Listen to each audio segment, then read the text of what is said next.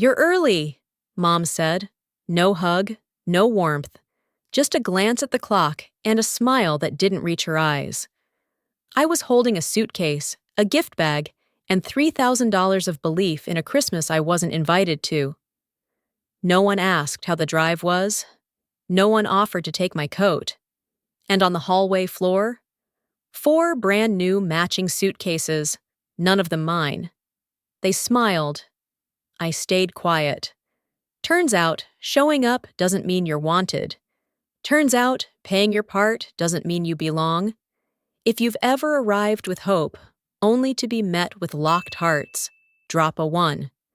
If your seat at the table was always there for you, drop a 0, because sometimes the most painful silence isn't absence, it's being present and invisible. I arrived with a suitcase, a gift bag, and the foolish belief that maybe, just maybe, this Christmas would be different. The sky over Evergreen hung low and bruised, dusting the ground with soft, tired flurries. I watched my boots sink into the powder as I climbed the front steps of the Morley home, a house that looked like it belonged on a Hallmark card. White lights blinked from the eaves, and a wreath the size of a car tire graced the door. But inside, something felt off, even before I stepped in. I used to know the soundtrack of this week by heart. Nat King Cole, warm cider, the rustle of tissue paper. This year, only the drag of my suitcase wheel, hiccuping across cracked tile. You're early, Mom said as she opened the door. Not a hug, not a smile. Just 3 words, brisk as sleet. I stood there, cheeks tingling from the cold, arms full. She didn't reach for the gift bag, so I placed it on the console table myself. It looked ridiculous there, red and gold foil beside a stack of unopened mail. In the hallway, 4 matching suitcases stood in a row like soldiers. Sleek, black, new. The kind of luggage you buy when you're planning to be seen. Not one of them was mine. From the kitchen came Daphne's voice, light and lilting. And the spa has heated stone loungers. Can you believe it? Aspen's going to be heaven. I froze. No one had told me Aspen was part of the plan. I thought it was the usual, snowed-in evenings, puzzles, too much pie. I had worked 2 jobs this fall, weekends at the bookstore, nights babysitting for the Franklin twins. Every saved dollar had a purpose, to show I could still be part of this family. My share, $3,000, had been Venmo'd in full before Thanksgiving. Dad appeared at the edge of the hallway, hands shoved into his cardigan pockets. "Pumpkin," he said, not quite meeting my eyes. "Can we talk a moment?" He led me to the dining room.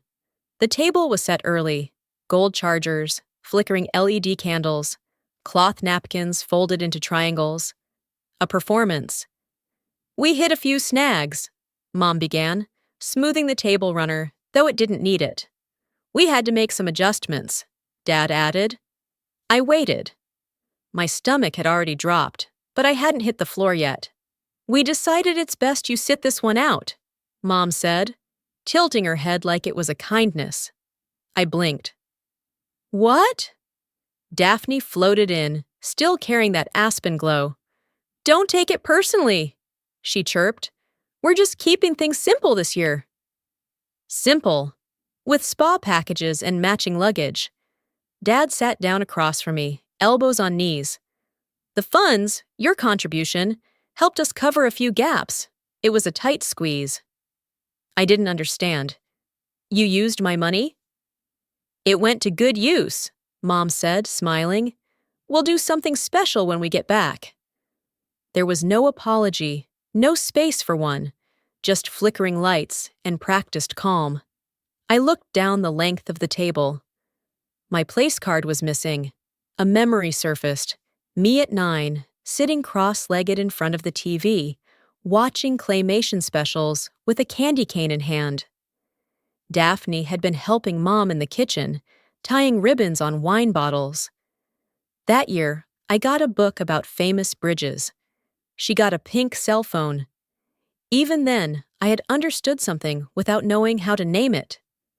Dad reached out, fingers hovering near mine.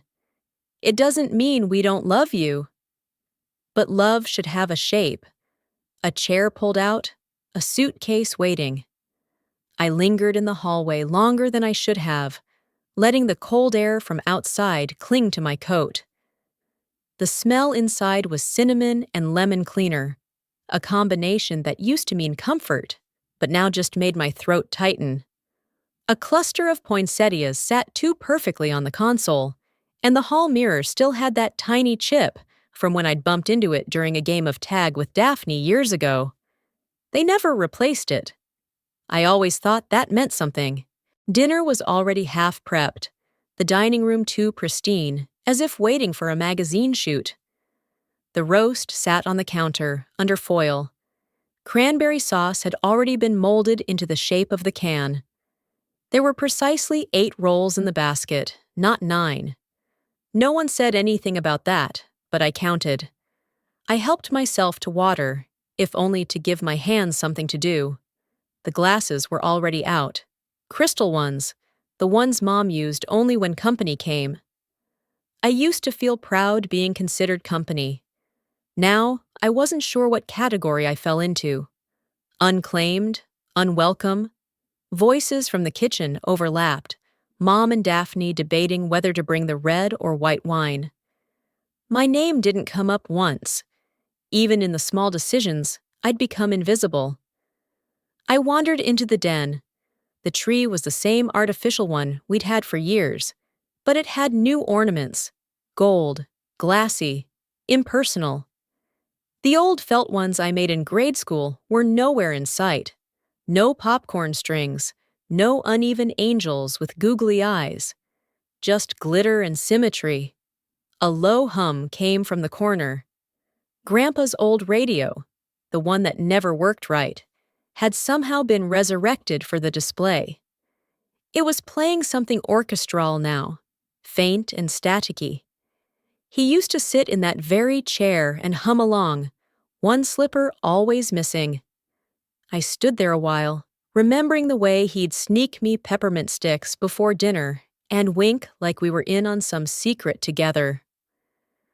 I returned to the dining room, now lit fully by candles and the chandelier overhead.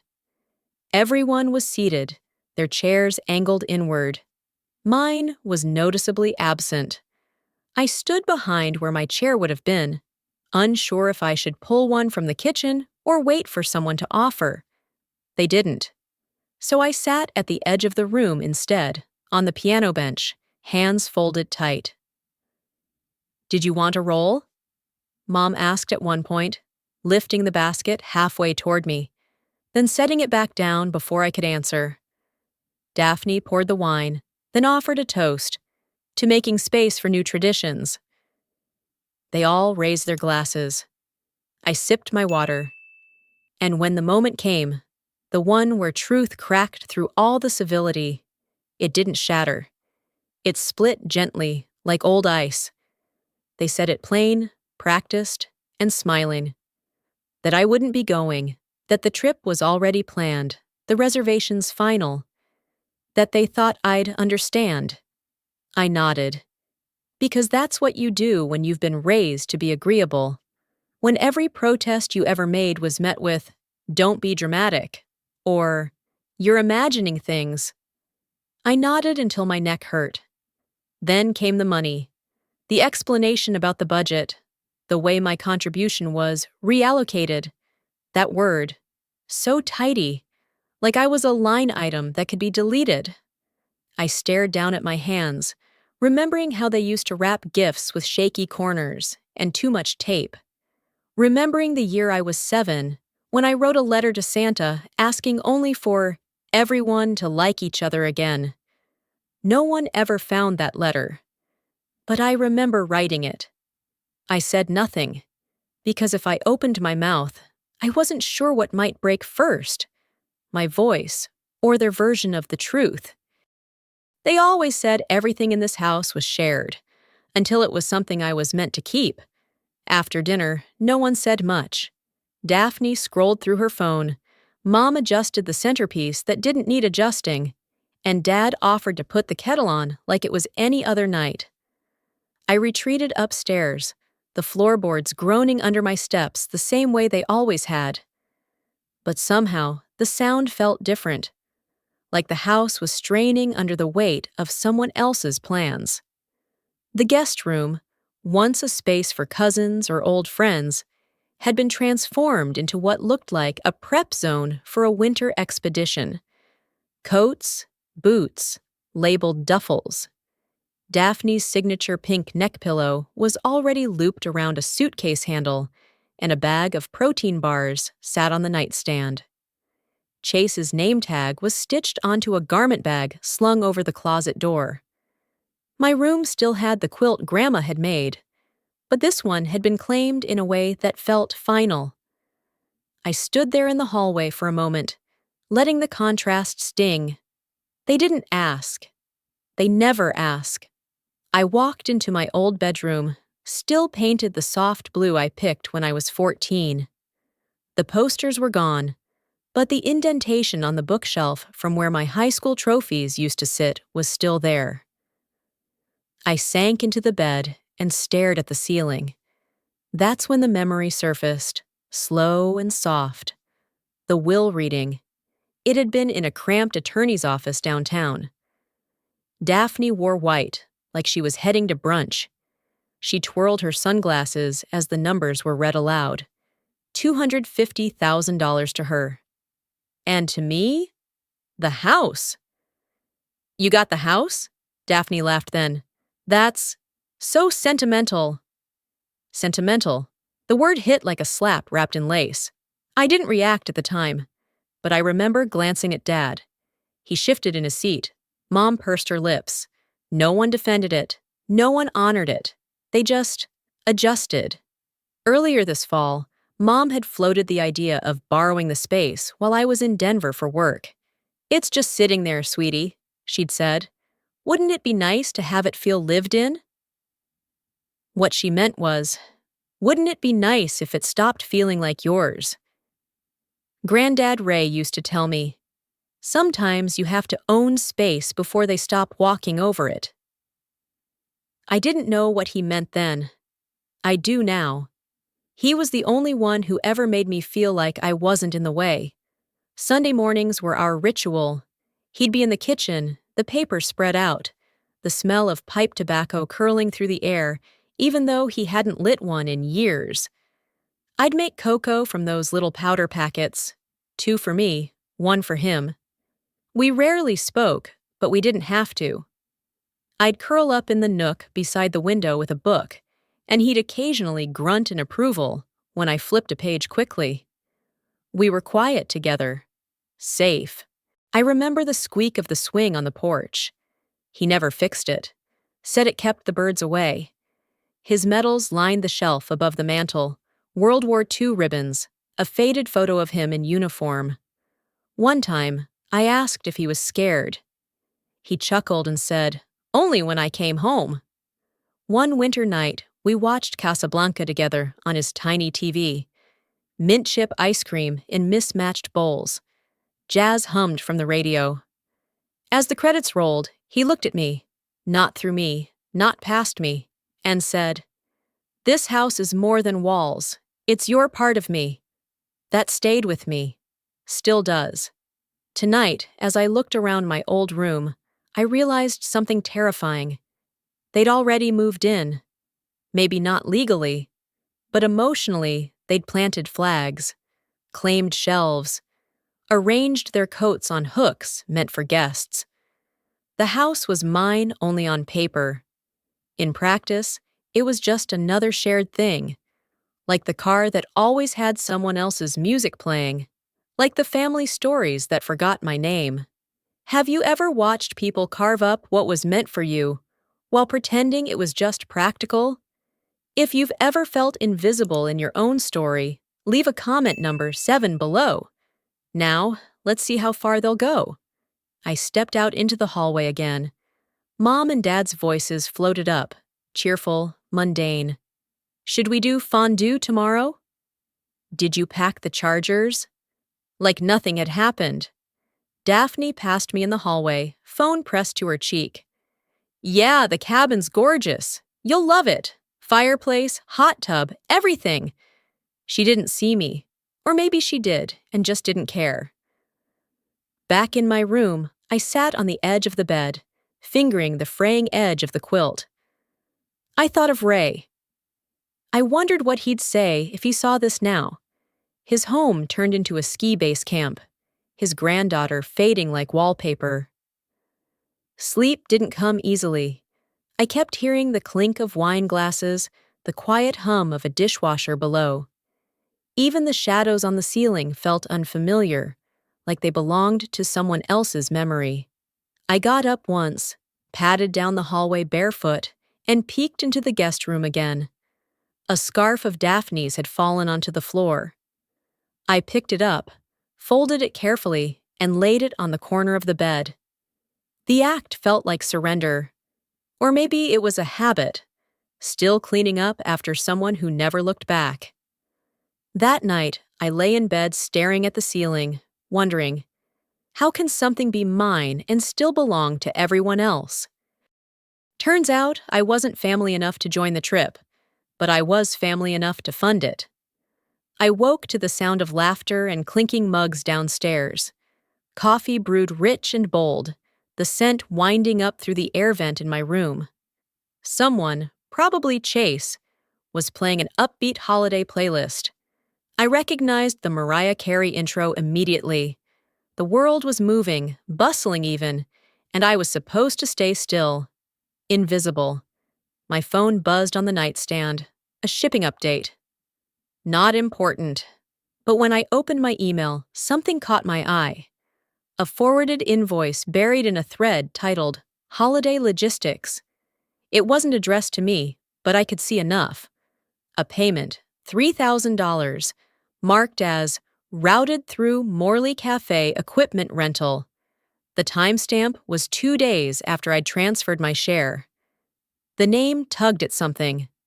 I sat up straighter, clicked through the thread. That wasn't the Aspen Lodge. That was Mom and Dad's side business, the cafe they invested in with Uncle Mike last spring. The one Daphne said was mostly for tax purposes. I felt my stomach shift, not from surprise, but from recognition. The text she'd sent me in November came back in a flood. Need your portion today to lock it in. So excited! XO. Lock in what, exactly? Downstairs, I heard Daphne giggle. This machine is going to change everything. It's like barista level perfect. I crept halfway down the stairs, careful not to step on the creaky part. From the landing, I could see her zipping up a neon ski jacket, Chase adjusting the straps on their gear bag. I told you the Morleys don't do camping, Chase said. This is luxury roughing it. They all laughed. Even Dad, whose laugh usually came late, followed theirs like a cue. I didn't go down. I sat on the steps, my palms pressed against the grain of the banister, and listened. Mom was giving Daphne the extra key to the garage.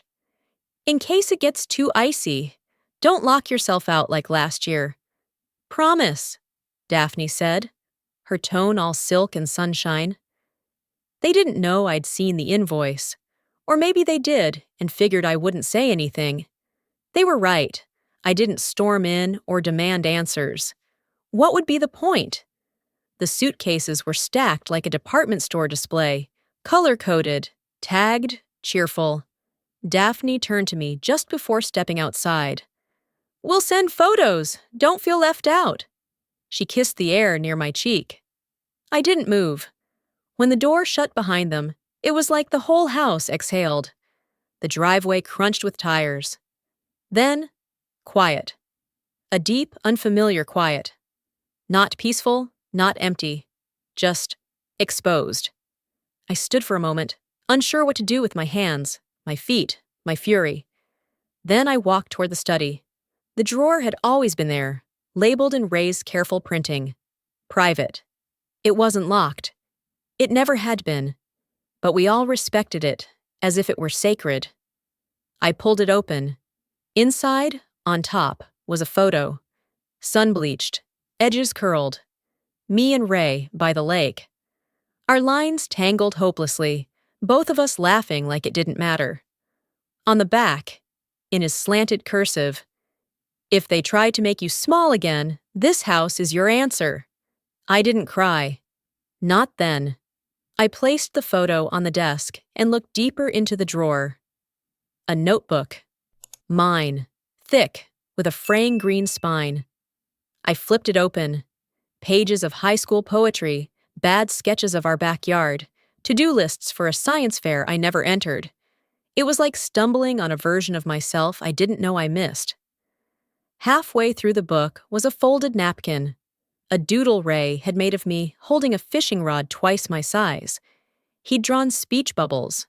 Mine said, "I think it's a shark." His replied, "It's the bottom of the lake, sweetheart." I laughed. Out loud. It startled me. The silence wasn't so sharp now. I wandered to the window, watched the cloud of exhaust from their SUV fade down the street. The snow was still falling, soft, indifferent. But inside the house, something had shifted. Not dramatically, not with fireworks, just a subtle weight redistribution. Ray once told me a story about a fox that kept getting into the hen house. The farmer tried everything, traps, fences, lights, but nothing worked. One night, he left the gate open on purpose. The fox walked in and saw nothing left to take. It never came back. That story didn't make much sense to me at the time. But now I wonder if Ray was telling me something bigger. I closed the drawer.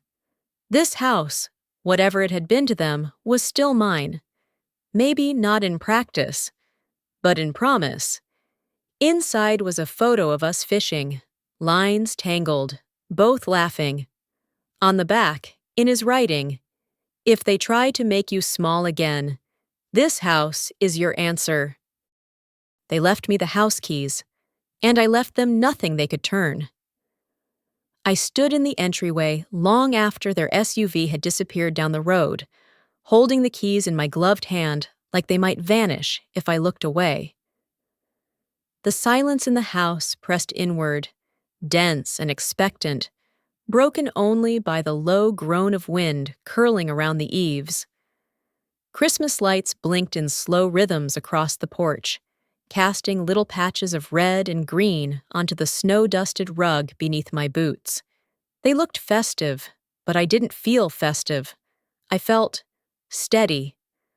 I closed the door behind me with care, like sealing something in. The first thing I did was take out 4 moving boxes from the garage. I didn't rush. I didn't stomp or slam or throw. I just packed. Coats first. Daphne's shearling-lined one. Chase's parka with the Aspen Adventure 2023 patch. Then the mugs with their initials printed in gold. The custom espresso machine they bragged about ordering from Italy. A few of Daphne's scarves, still carrying her perfume. I wrapped them in tissue, the way Mom would want. When I entered what used to be my bedroom, the one they now referred to as the gear room, I paused. They'd arranged everything like it was theirs. Boots in a line, ski passes clipped to the lamp, a playlist still looping on someone's forgotten tablet. I unplugged the device. The night grew quieter as I worked. Not dead, just hushed. Every floorboard creak, every ticking second hand became louder in the absence of human noise. I liked it. The house had never sounded this honest. In Ray's study, I lingered. His scent still clung faintly to the old tweed jacket hung on the back of the door. Pipe tobacco and cedar, memory and muscle. I ran my fingers along the shelves, pausing at the fishing rod leaning in the corner. Its line was still tangled from the last time we'd gone to the lake. Neither of us had wanted to fix it. I pulled open the bottom drawer of his desk and found the old chessboard. The pieces were worn, paint-chipped, each one fitting perfectly into my palm. I remembered a Christmas Eve when I was 10. He let me win after 3 false starts. Then he leaned in, eyes twinkling, and whispered, "The move that matters is the one they don't see coming." By midnight, I had everything ready by the front door. Taped, labeled, stacked. I didn't write names, just "return." Then I called the locksmith. He arrived in a navy jumpsuit with Dan stitched on the pocket. Older, mid-60s maybe. He didn't ask questions, just said, "Let's start at the back." Snow clung to the hem of his pants and melted onto the floor in small puddles I didn't bother to wipe up. He changed the locks with quiet precision. Back door, garage, front, and even the basement hatch. Have you ever had to shut a door, not in anger, but to finally hear your own voice inside? If reclaiming peace ever meant locking others out, leave a comment number 9 below. Now, let's see what she protects next. When he was done, he handed me a new set of keys and a small envelope of spares. "Rough Christmas, huh?" I met his eyes. "Just long overdue." Dan gave a single nod and walked out without another word. By the time I settled into Ray's old armchair, the storm outside had picked up. Snowflakes slapped against the windows like moths trying to come home. I draped a crocheted blanket over my knees, one Mom had made in college, long before we became strangers in polite conversation. I didn't bother turning on the TV. The silence was enough. It wasn't empty. It was mine. Across the room, the Christmas tree flickered. The star at the top tilted slightly, like it had grown tired of standing straight.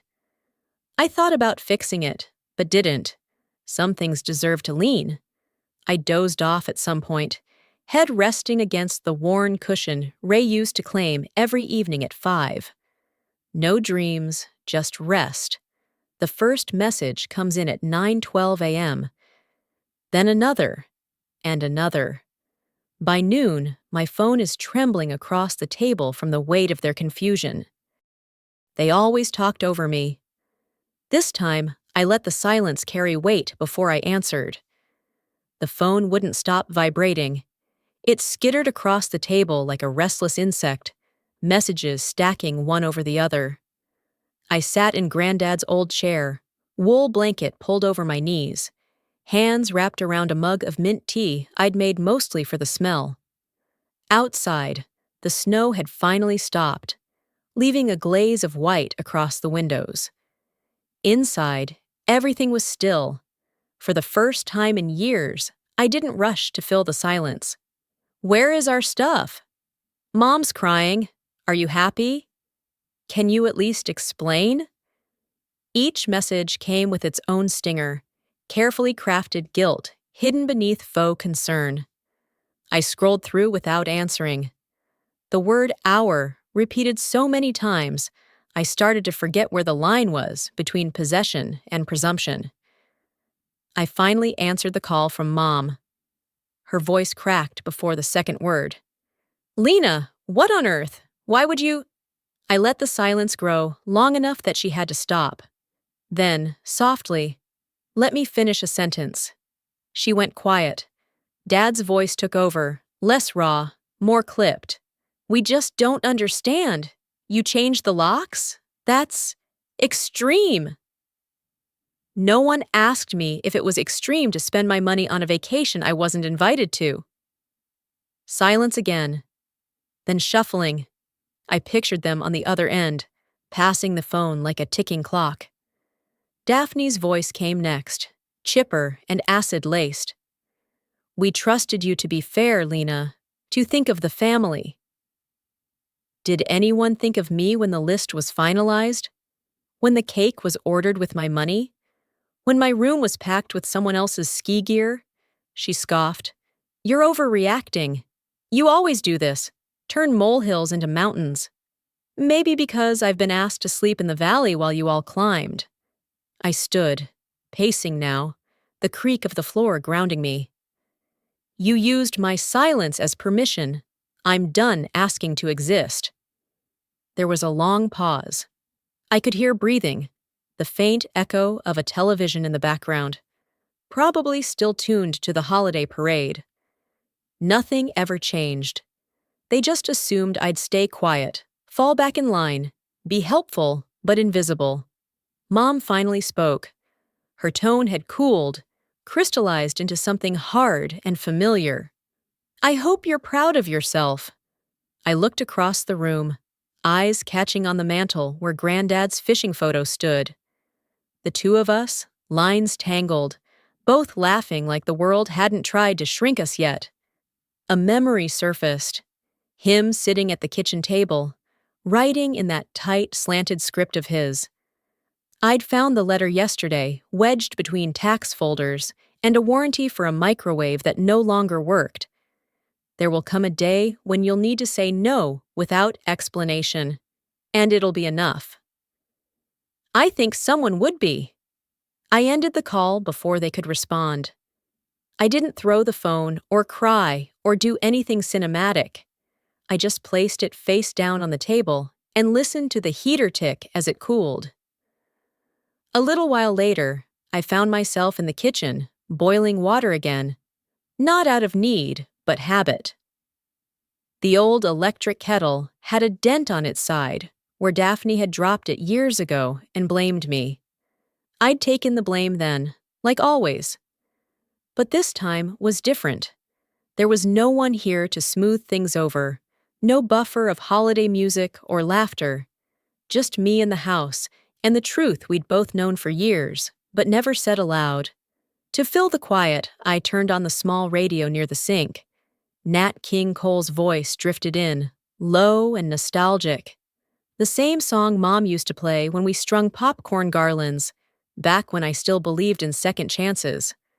I stood by the window, watching snowflakes melt on the glass, and thought about how long I'd waited to speak, to be seen. I wasn't angry anymore. I wasn't even sad. Just steady. Just me. Mom says coldly, I hope you're proud of yourself. I look toward the mantel, at Grandpa's fishing photo. I think someone would be. It's been a year. I don't hear from them often, but I don't miss the silence anymore. The kitchen radio hums low, jazz spilling out like familiar fog.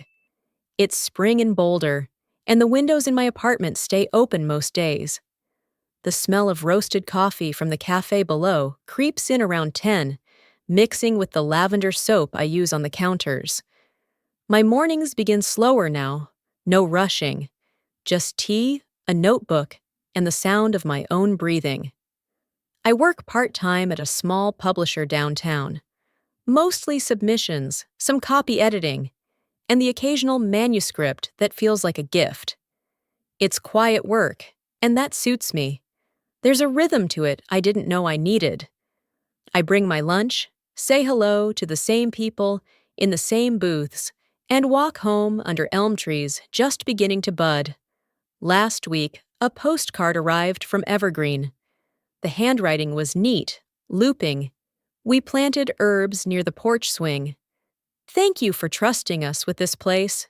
It's a gentle home. I stared at that sentence longer than I meant to. Gentle home. I didn't know houses could become that. Not after what mine held. But maybe that's the point. Maybe healing is something you allow through. I haven't been back inside. I drove past once, in late February, when the snow hadn't yet surrendered. I didn't stop. I didn't need to. The porch swing was moving gently, as if remembering. No one saw me, and for the first time, I preferred it that way. My phone still buzzes some days, an email from Mom, usually brief and hopeful. Maybe we can rebuild. Dad once forwarded me a quote card with watercolor daisies and the words, "Forgiveness is the fragrance the violet sheds on the heel that has crushed it." I deleted it without opening it. Daphne posted something on social media a few months back. Some people just don't understand family. There were likes and comments and sympathy in the thread. I didn't respond. I framed the fishing photo last fall, the one of Granddad and me, tangled lines and all. Underneath it, I pinned the slip of paper he once tucked into a letter, slanted in that same steady hand. Still here, still quiet, still mine. It hangs in my hallway, the last thing I see before locking up for work, the first when I get home. It reminds me that reclaiming something doesn't always mean fighting for it.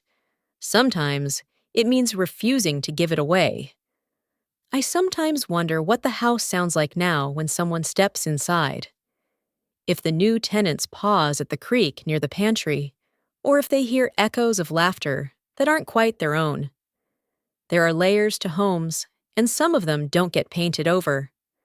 The couple who lives there now sends me holiday cards.